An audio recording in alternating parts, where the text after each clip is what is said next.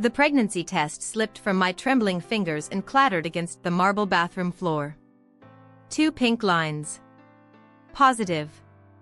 I should have been screaming with joy. Adrian and I had been trying for a baby for 8 months. This was supposed to be the moment that completed our perfect life. But all I could hear was my husband's voice echoing from the bedroom, muffled through the thin walls of our anniversary suite. I can't do this anymore, Camila. Not when she might be pregnant. My sister's name. Coming from my husband's lips like a prayer. I pressed my back against the cold bathroom door, my heart hammering so violently I thought it might burst from my chest. The metallic taste of panic flooded my mouth as I strained to hear more. But you said you loved me, came Camila's broken whisper. My baby sister. The girl I'd raised after our parents died. You said you were going to leave her. That was before Adrian's voice cracked. God, Camila, I do love you. I've loved you since the moment I met you at Valentina's birthday party 3 years ago. But if she's carrying my child... The world tilted sideways. 3 years ago. The night I introduced them. He'd been planning this betrayal since before we were even married.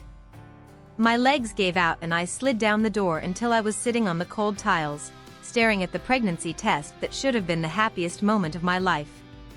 Instead, it was the moment I realized my entire marriage was built on lies.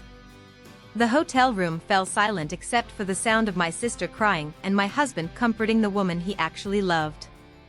I sat there, pregnant and betrayed, listening to them plan my destruction while my heart shattered into 1,000 pieces. But what I didn't know yet was that this moment would transform me from victim into something far more dangerous. Let me take you back to 12 hours before my world exploded. That morning started like every other Thursday for the past 3 years. Adrian brought me coffee in bed, 2 sugars, splash of vanilla creamer, exactly how I liked it. He kissed my forehead and whispered, "Good morning, beautiful wife."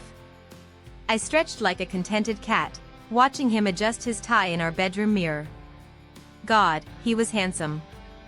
Even after 3 years of marriage, I still got butterflies watching him get ready for work. Don't forget dinner with Camila tonight, I reminded him, scrolling through my phone. She's been so stressed about the promotion interview. Of course, he smiled, but something flickered across his face. Your sister means everything to you. Which means she means everything to me. At the time, I thought it was the sweetest thing he'd ever said. Our morning routine was sacred. Adrian would leave first, stopping to kiss me goodbye at exactly 7:47 a.m. Then I'd shower, dress, and drive to the marketing firm where I worked as a senior account manager. We'd text throughout the day, little jokes, photos of our lunch, heart emojis. The perfect modern marriage. Camila and I had grown impossibly close after losing our parents in that drunk driving accident 2 years ago. She was only 20 when it happened, still figuring out her life, and I became more like a mother than a sister. Adrian encouraged it, even helped her get an internship at his company. Family takes care of family, he'd say, wrapping us both in bear hugs during our weekly dinners. I thought I was the luckiest woman alive. A successful career, a gorgeous husband who adored me, and my baby sister thriving under our care. We were rebuilding our broken family into something stronger. But looking back now, I see the cracks I was too blind to notice. Like how Adrian always volunteered to pick Camila up from her apartment. She shouldn't take the bus this late, he'd insist. Or how he knew exactly what to order for her at restaurants, salmon, no vegetables, extra lemon, without asking. Or how she'd gotten that promotion at his company despite being there only 6 months. That Thursday evening, we met at Romano's, the Italian place where Adrian and I had our first date. Camila arrived 20 minutes late, flustered and apologetic. Sorry. My interview ran long, she said, sliding into the booth beside Adrian instead of across from us like usual. How did it go? I asked, reaching across to squeeze her hand. Her eyes darted to Adrian before answering. Really well, actually. The manager said I have unique qualities they're looking for. Adrian cleared his throat. Camila deserves every opportunity she gets. Their fingers brushed as he passed her the wine list. Such a small gesture, but something about it made my stomach flutter with unease. You two are my whole world, I said, raising my glass for a toast. I don't know what I'd do without either of you. They both smiled, but neither quite met my eyes. After dinner, Adrian excused himself to take a work call. Camila and I sat in comfortable silence, watching couples at other tables laugh and hold hands. Val, she said suddenly, her voice strange. Do you ever wonder if you married the right person? The question hit me like ice water. What do you mean? Sometimes I think about different paths. Different choices. She was staring at her wine glass, twirling the stem between her fingers. Don't you ever wonder what your life would be like if you'd made different decisions? Camila, I've never been happier, I said firmly. Adrian is my soulmate. She nodded slowly, but there was something hollow in her expression. Yeah. Of course. I'm just being silly. When Adrian returned, he seemed agitated. Everything okay? I asked. Just work stuff. Nothing you need to worry about. But as we walked to our cars, I caught him and Camila exchanging a look I couldn't quite read. Intense.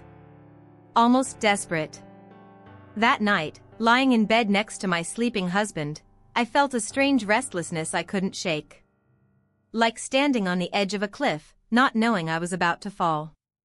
If I had known that in less than 12 hours I'd be sitting on a bathroom floor, pregnant and betrayed, watching my perfect life crumble, would I have held on to that last night of innocence a little tighter?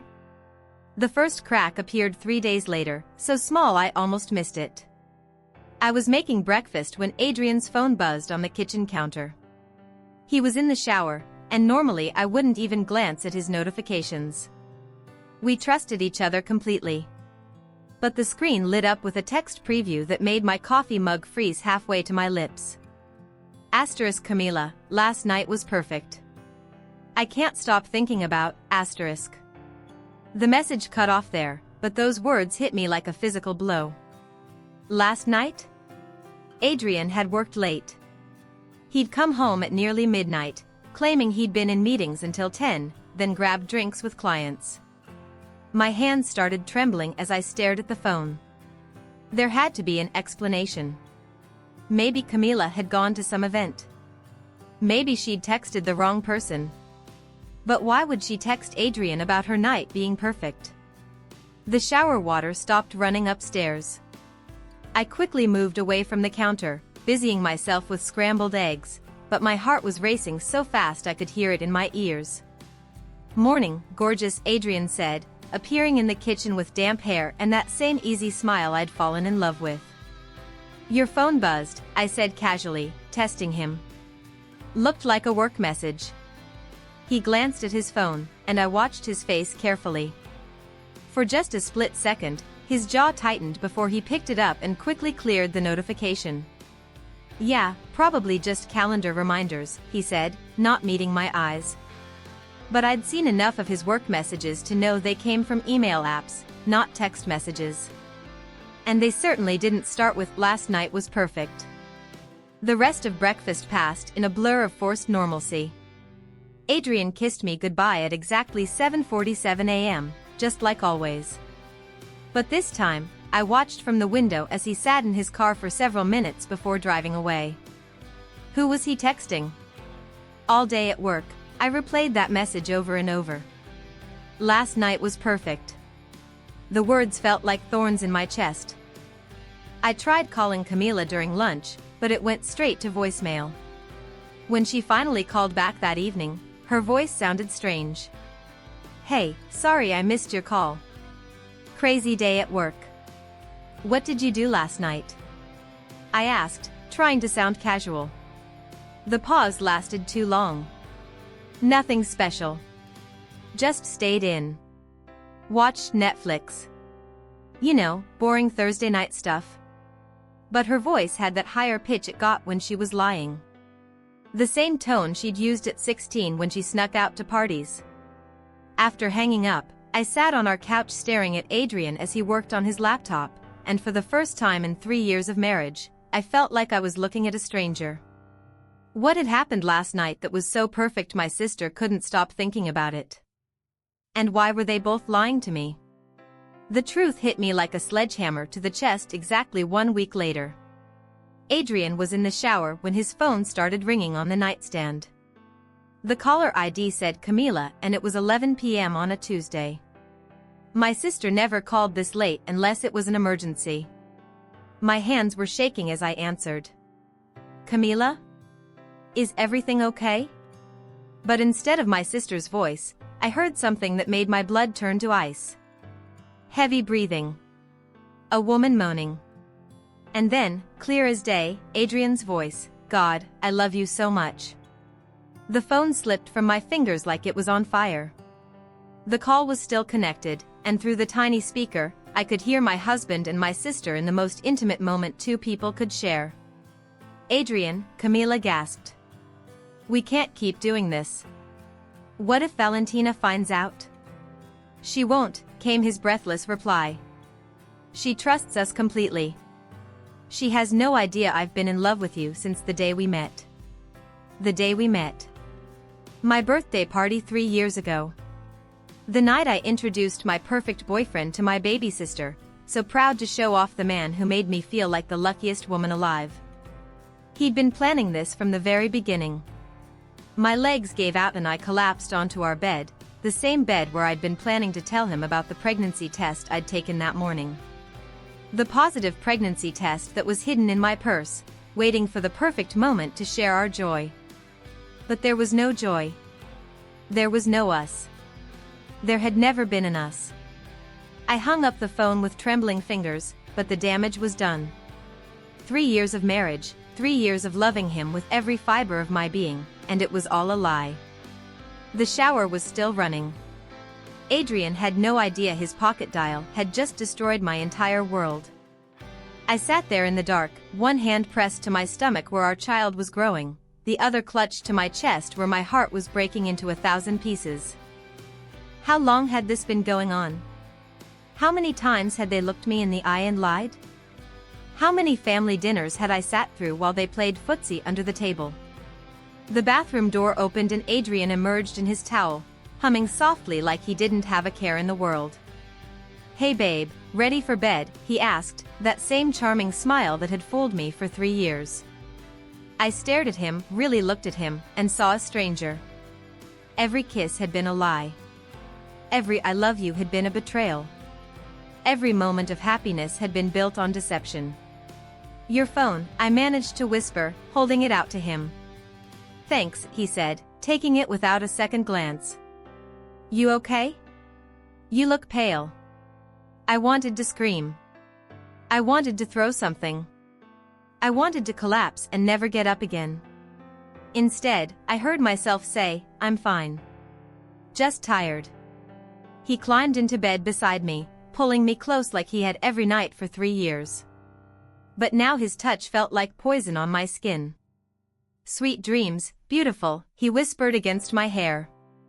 I lay there in the darkness, listening to the steady breathing of the man who had just murdered my soul, and realized that everything I thought I knew about my life had been a lie. My husband loved my sister. My sister loved my husband. And I was carrying the child of a man whose heart belonged to someone else. The pregnancy that should have been our greatest joy had become my darkest nightmare. As Adrian drifted off to sleep, probably dreaming of Camila, I made a decision that would change everything. I wasn't going to be their victim anymore. The next 3 weeks were the longest of my life. I became a master of pretending. Every morning, I'd wake up next to Adrian and force myself to smile when he kissed my forehead. I'd make his coffee exactly how he liked it, kiss him goodbye at 7:47 a.m., and watch him drive away to work, where my sister was waiting for him. Then I'd lock myself in the bathroom and throw up. Not from morning sickness, but from the pure revulsion of having to touch the man who was betraying me with every breath. At work, I was a ghost.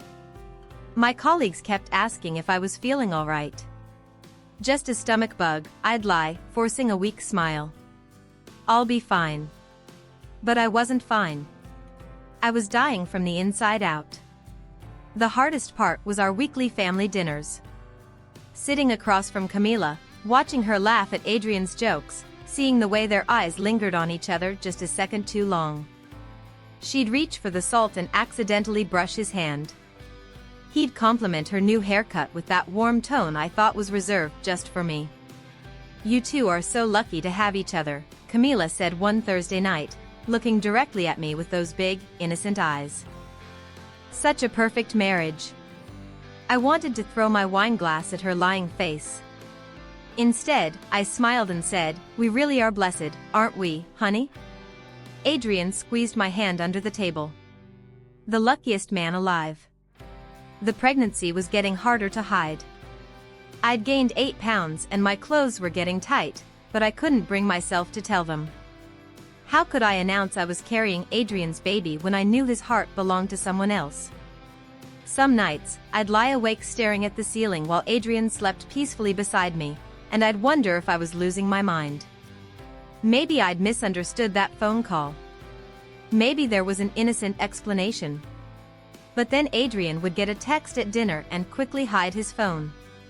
Or Camila would mention working late on the same nights Adrian claimed to be in client meetings. Or I'd catch them sharing inside jokes I didn't understand. The evidence was everywhere once I started looking for it. I lost 12 pounds in 2 weeks, despite being pregnant. Dark circles appeared under my eyes. My hands shook constantly. I'd started having panic attacks at random moments, in grocery stores, at red lights, in the middle of important work meetings. "Valentina, maybe you should see a doctor," my boss suggested after I'd excused myself from a client presentation to hyperventilate in the bathroom. "I'm fine," I insisted, but my voice cracked on the words. I wasn't fine. I was drowning. The isolation was suffocating. Who could I tell?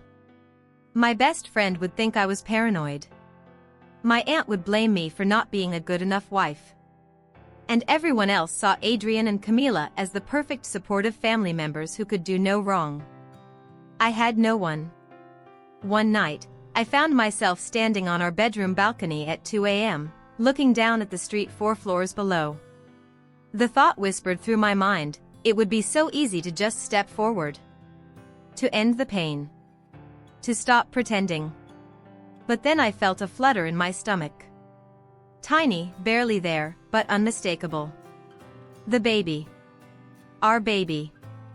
Adrian's baby.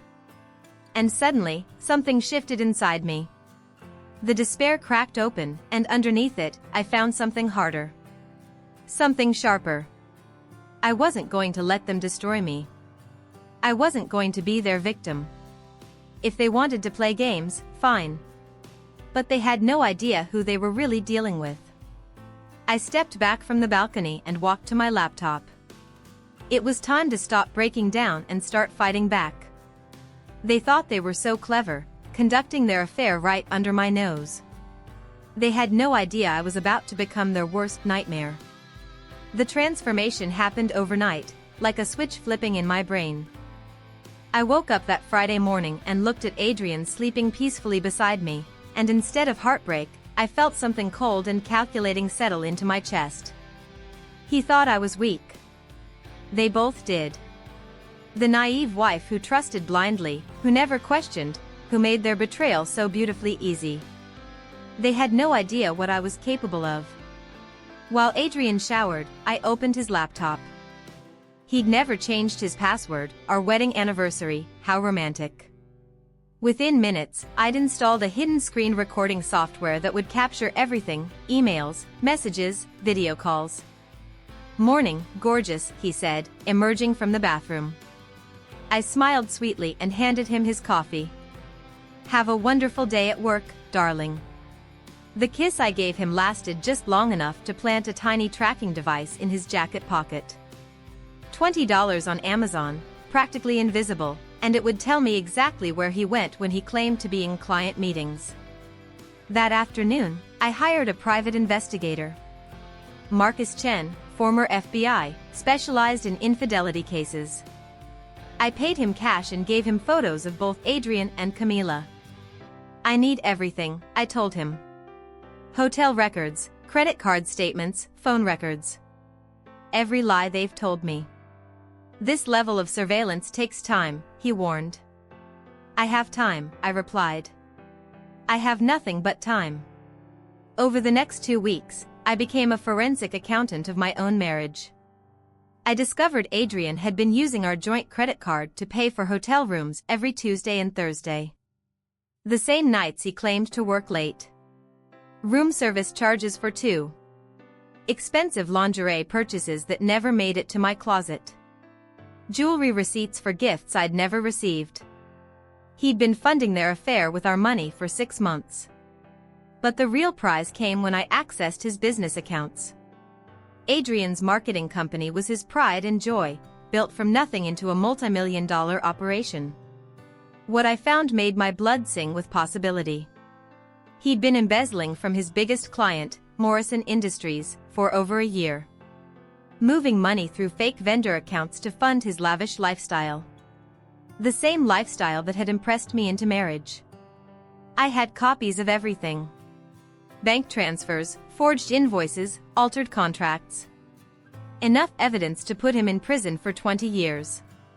My private investigator's first report arrived with photos that would haunt me forever. Adrian and Camila in passionate embraces outside the Grand Hotel. Her hand on his chest in the parking garage. Him spinning her around like a bride on their work lunch. But instead of crying, I studied each image like a general planning a war. The pregnancy was showing now, but I'd started wearing loose clothes to hide it. Neither of them had noticed.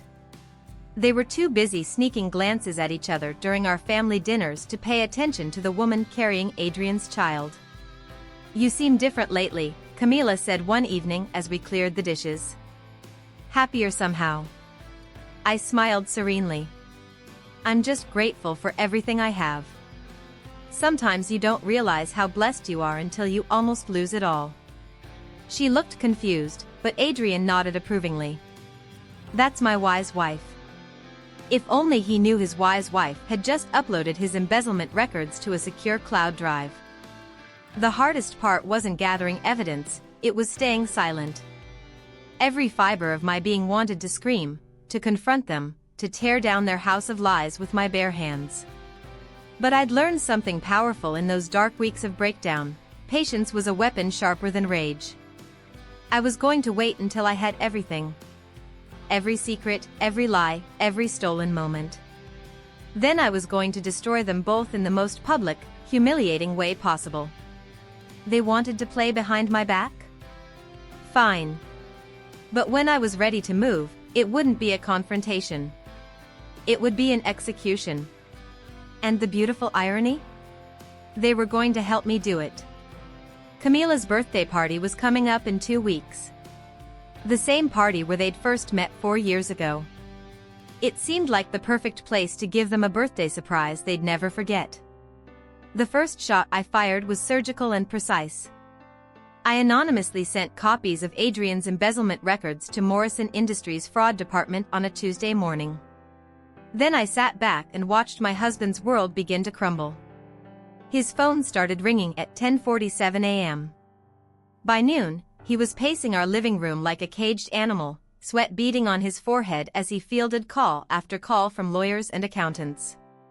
"Someone's sabotaging me," he told me that evening, his hands shaking as he poured himself a third scotch.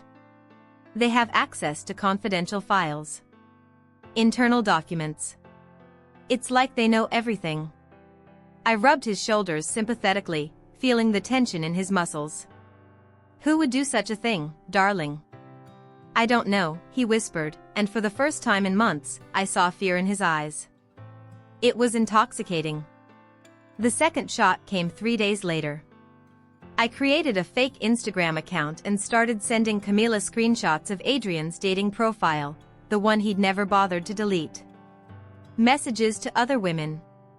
Shirtless photos he'd sent to college girls barely older than her. She confronted him at our house during one of their work meetings. I listened from the kitchen as their passionate reunion turned into a screaming match. "You told me I was the only one," she sobbed. "You are. Those messages are old, from before." "Before what?" "Before you decided to cheat on your pregnant wife with her sister?" "Pregnant." The word hung in the air like a blade. I pressed my ear closer to the door, my heart hammering. They knew. Somehow, they'd figured out about the baby. "Camila, please," Adrian begged. "None of those other women matter. You're all I want." "Then prove it," she hissed. "End this charade. Tell Valentina the truth." "I can't. Not now.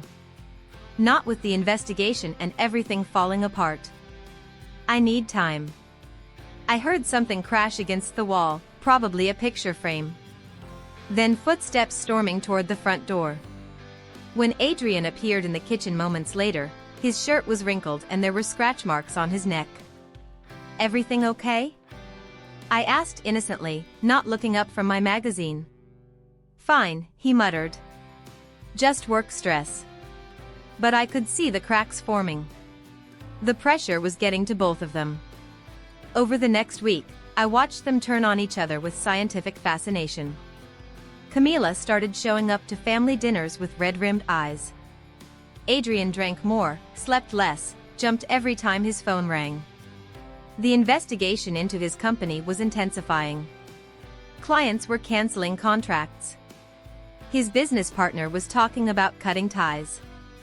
"I don't understand how this happened," Adrian said one night, staring at his laptop screen in disbelief.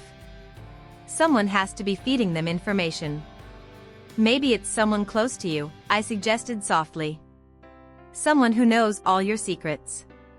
He looked at me sharply, and for a moment I wondered if he suspected. But then his phone buzzed with another angry message from a client, and the moment passed. That's when I realized something that made my stomach turn. I was enjoying this.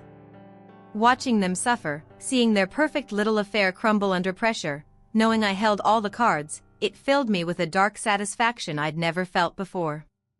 Was this who I was becoming? Someone who took pleasure in destruction? But then I'd remember that phone call, hearing them together while I sat alone and pregnant, and the guilt would evaporate.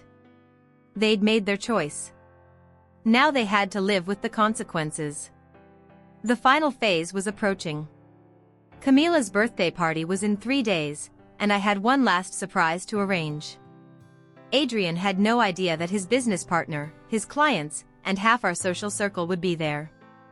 He thought it was just a small family gathering. He was about to learn that the quiet wife he'd been betraying was his biggest mistake. And in 3 days, everyone would know exactly what kind of man he really was. The power shift was complete. I wasn't their victim anymore. I was their judge, jury, and executioner. Camila's 26th birthday party arrived with perfect autumn weather and a guest list that would make or break lives. I'd spent weeks orchestrating every detail. Not just family and friends, I'd invited Adrian's business partner, his biggest remaining clients, even some reporters from the local business journal who'd been following his embezzlement scandal. "This seems like a lot of people for Camila's birthday," Adrian said nervously as we set up in the community center. "She deserves to be celebrated," I smiled, adjusting the microphone at the front of the room. "Family is everything, don't you think?" By 7 p.m., the room was packed. Camila looked radiant in a red dress that Adrian had bought her, with our joint credit card, of course. They kept stealing glances at each other across the room, probably planning their next secret rendezvous. I waited until everyone had a drink in their hand before stepping up to the microphone. "Thank you all for coming to celebrate my dear sister," I began, my voice steady and sweet. "Camila means the world to me. She's been so close to our family, especially to my husband Adrian." Camila beamed, raising her wine glass. "In fact, they've been working together so closely lately. Long nights at the office, weekend meetings." I paused, watching Adrian's face drain of color. Such dedication. I pulled out my phone and connected it to the large TV screen behind me. I thought everyone should see just how dedicated they've been. The first photo appeared, Adrian and Camila kissing passionately outside the Grand Hotel. The room erupted in gasps and whispers. Camila dropped her wine glass, the sound of shattering crystal cutting through the chaos. Valentina, stop! Adrian started forward, but I held up my hand. Oh, I'm just getting started, darling. More photos cycled through. Hotel room receipts. Text message screenshots. Bank transfers funding their affair.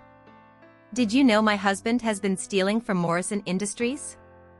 I asked the crowd, my voice never wavering. Over $2 million, funneled through fake accounts to pay for hotel rooms and jewelry for his mistress. Adrian's business partner stood up abruptly. What the hell, Adrian? It's not, she's lying, Adrian stammered. Am I? I smiled, advancing the slideshow to show bank records, forged invoices, doctored contracts. The FBI seems to think otherwise. They'll be here Monday morning. The room was in complete chaos now. People shouting, chairs scraping, phones coming out to record the carnage. But I wasn't finished. There's one more thing, I called out, my voice cutting through the noise.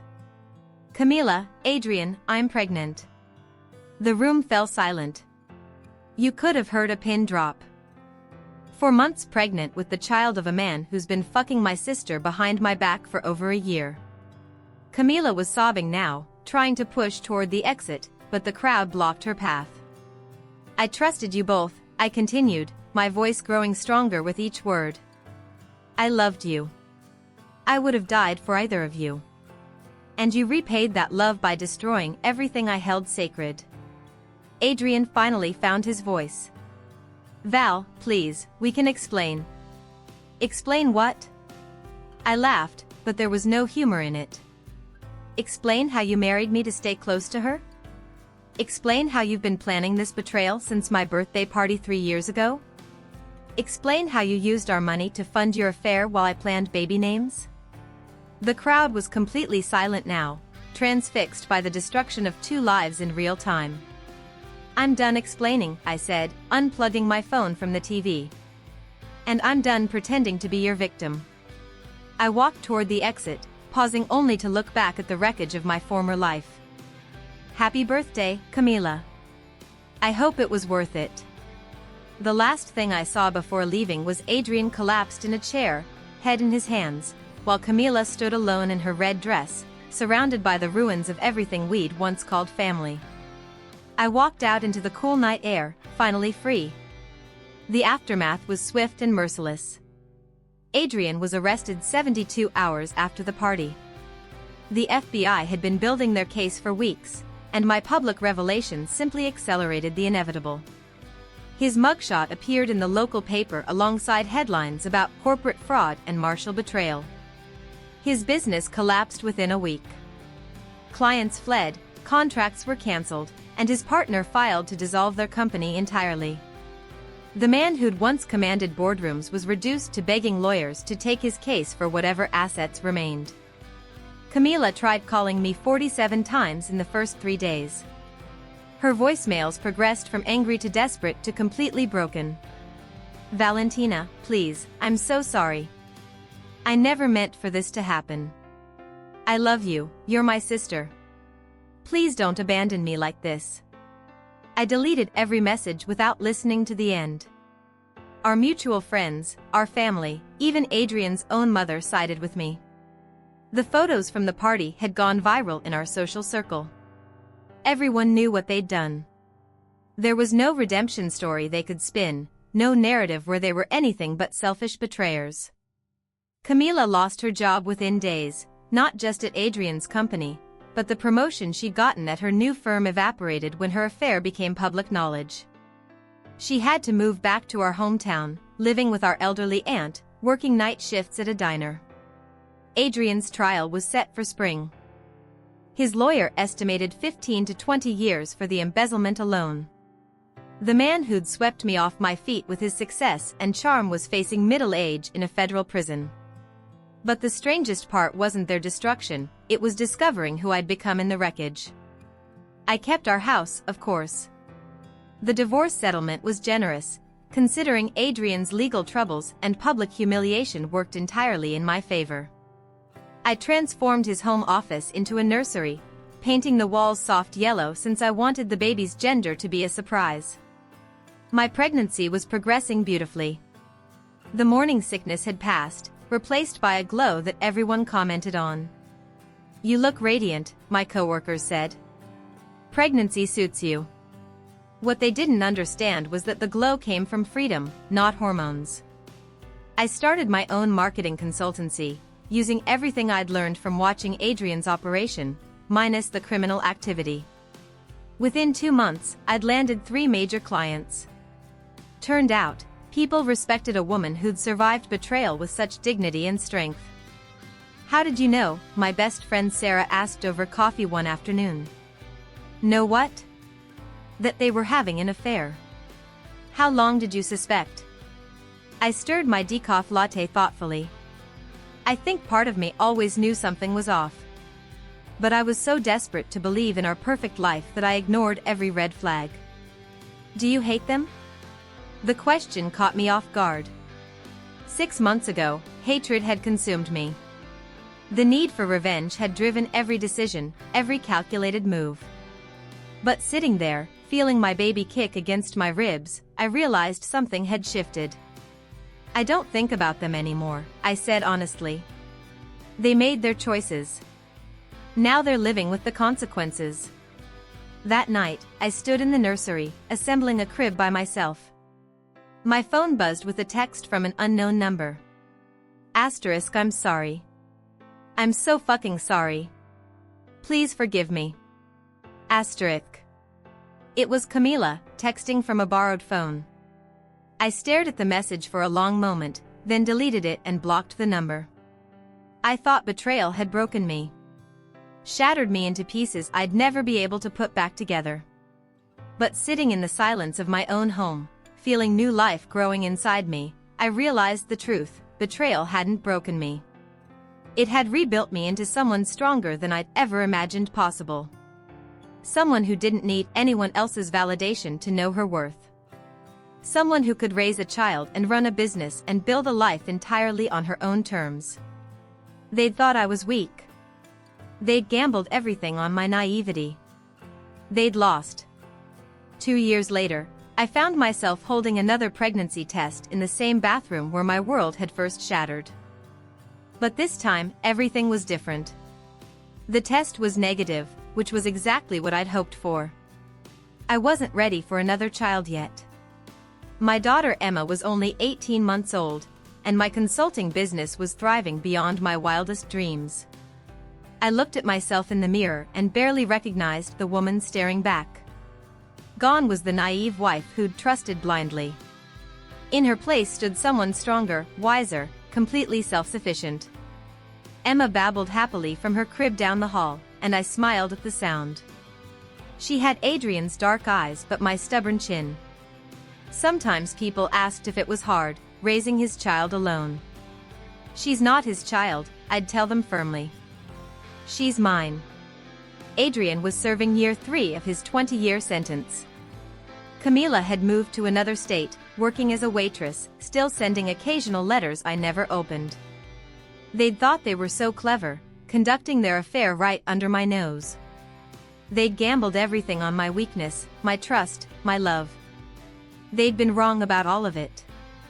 My phone buzzed with a text from my new boyfriend, David, a kind pediatrician I'd met at Emma's checkup 6 months ago.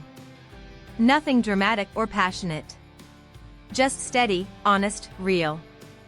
Asterisk, "Dinner tonight? I'm making my famous pasta." Asterisk. I smiled and typed back, asterisk, "Can't wait. We'll be there at 7. Asterisk. As I walked toward Emma's room, I passed the spot where I'd once sat broken and betrayed, listening to my husband and sister plan my destruction. Now I realized the truth: that moment hadn't been my ending. It had been my beginning. Some people are born strong. Others have strength thrust upon them by the cruelest circumstances. But the luckiest ones discover that betrayal, when it doesn't kill you, can be the greatest gift you never knew you needed. I was one of the lucky ones. And I would never be anyone's victim again.